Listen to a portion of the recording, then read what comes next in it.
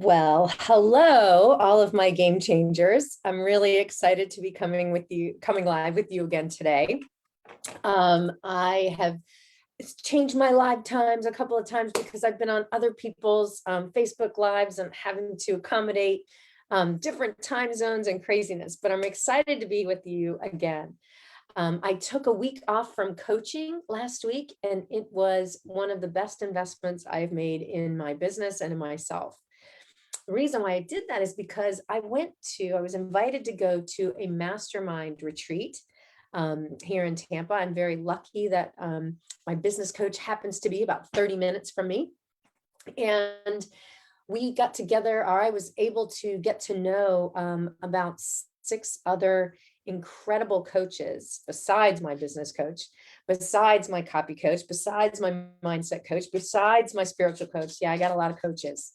And we were talking about, how did you first know about soul intelligence? When did that start for you? When did you know about it? And I really had to think.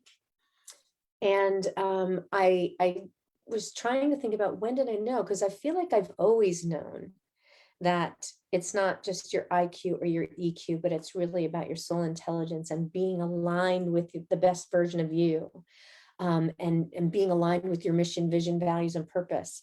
So I always feel like it's been a part of me my whole entire life. But when I think back to just a few years ago, I think what really helped me make this shift and really realize how powerful energy really is, was a health scare. I used to think that stepping into your feminine energy meant that you were weak. And that's really hard for me to admit that. I look pretty feminine, right? I got this long hair, I try and dress girly these days.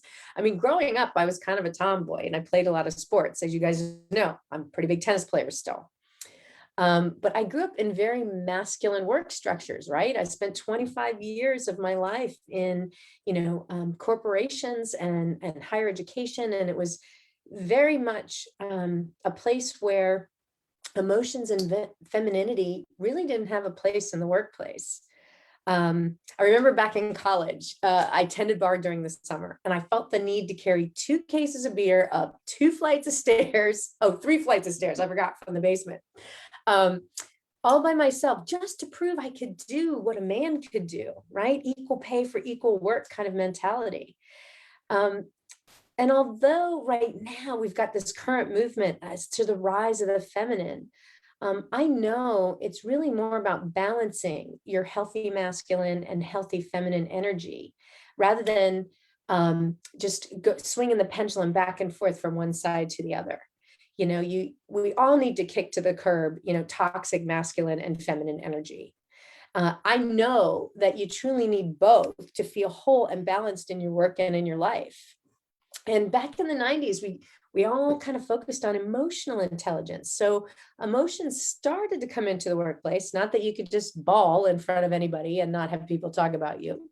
But many organizations started talking about the importance of communication, and including not just what you say, but how you say it. One of my all-time favorite quotes is by Maya Angelou, and it really hits this point home. And what she said was, I've learned that people will forget what you said. They may even forget what you did, but they'll never forget how you made them feel, right? So while we might be more conscious about how we say things, or being a compassionate leader, or focusing on the sin, not the sinner, suppressing in the emotions in the workplace is still very common. We're told to suck it up. There's no crying in the boardroom, and let alone in the restroom, hiding, or, crying in baseball, according to Tom Hanks, if you remember that movie. Well, the day I realized I had been suppressing my feminine side for far too long came about in the form of a cervical cancer scare. In 2018, I had a biopsy done in my doctor's office. And those results showed that I had abnormal cell growth on my cervix, and that I would have to go in the hospital and have a conical biopsy done. Wow. Talk about a wake-up call. So in between the time of my doctor's office visit and my hospital procedure, I got to work on me. I went within. I meditated. I prayed. I went to see all kinds of energy workers and healers. Although I wasn't really sure at the time what embracing my feminine side meant, I went with it. I was told to dance, move my body, get that sacral chakra, your second chakra moving. Okay. Um, Listen to high vibrational music. Really? That could do it? Listening to really good high vibrational music could get your cells vibrating at a healthy rate? Seriously? Let my emotions out in healthy ways, right? Whether that's playing tennis or walking, um, or crying alone.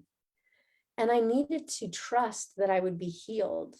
I had to envision all of my cells being healthy and know in my heart that what truly was there was stuck energy that was just trying to get my attention. And boy, did it do its job for me.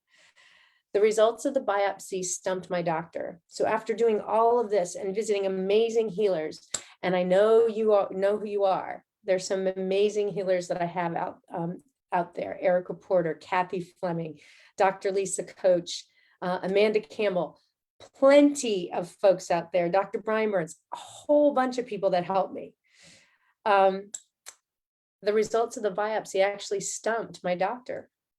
By the time I went in for the conical biopsy and she called me into her office to review the results, she couldn't believe it. She said that she must have cut enough of the bad cells out. Yeah, that was it. Did I heal myself of cancer?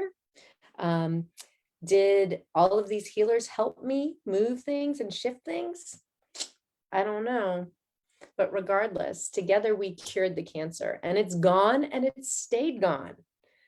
That's when I realized the power of soul intelligence, tapping into that inner knowing, that part of you that's in alignment with the best version of you, your higher self, that aspect of you that knows it's part of something bigger than itself.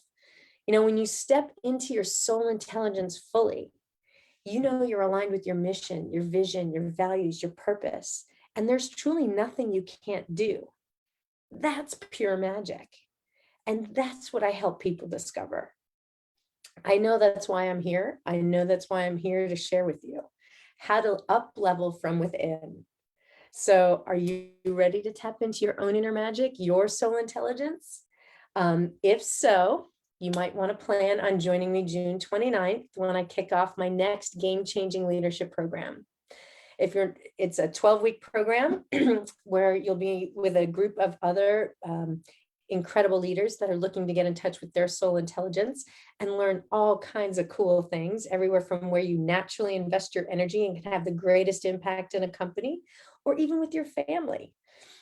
And then we'll roll through all kinds of cool things, everything from how to motivate you, yourself, and your teams, how to level up, manage up, certainly things like communication and all kinds of interesting things that I can share with you from my 25 years of experience leading teams and coaching teams.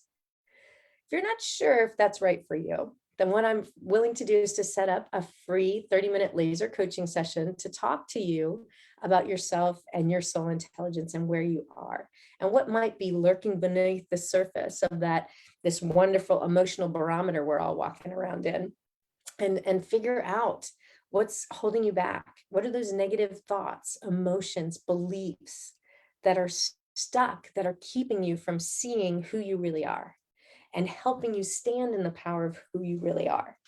I've got a lot of different techniques that can help you there, where you actually can envision and see and feel everything that you know you want in your life.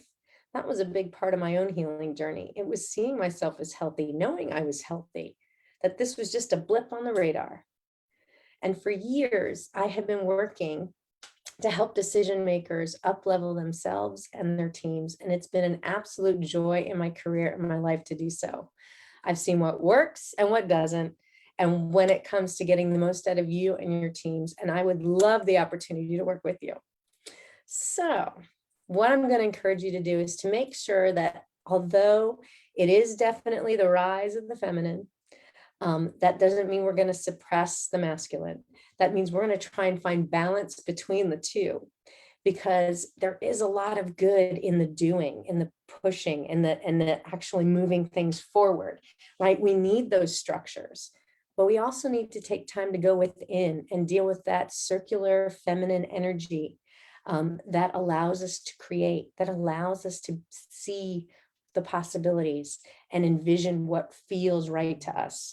You know, it reminds me of a technique that I actually use all the time with my clients, where I will actually have them not only take those data-driven decisions from that wonderful masculine side, but also feel into those decisions and outcomes and actually see, feel, and embody what it feels like after you've made the decision.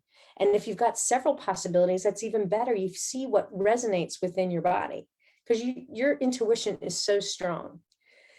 So it doesn't mean we throw the data out. It means we couple the data with the emotion and the feeling, because when you do that, you're going to manifest incredible things. All right. Well, I hope you enjoyed understanding the origin of soul intelligence for me and how it came about. Certainly, I am very grateful to all of those people that helped me in my growth and healing. And I just want to say thank you to everybody out there who has contributed to getting me to where I am today to be able to help others. If you are interested in a soul intelligence session, you can send me a direct message. If you want to schedule a 30-minute laser coaching session with me, also you can hit me up in a direct message. And if you're really motivated, I'll be happy to send you a link to my next group coaching program that starts on June 29th. Until then, I hope you have a wonderful Work It Wednesday and that you're winning in your Work It Wednesday, W-I-N-S day. If you're happy and you know it, you can send me a couple wins and tell me what's going on. Until next week, I will look forward to talking with you guys soon.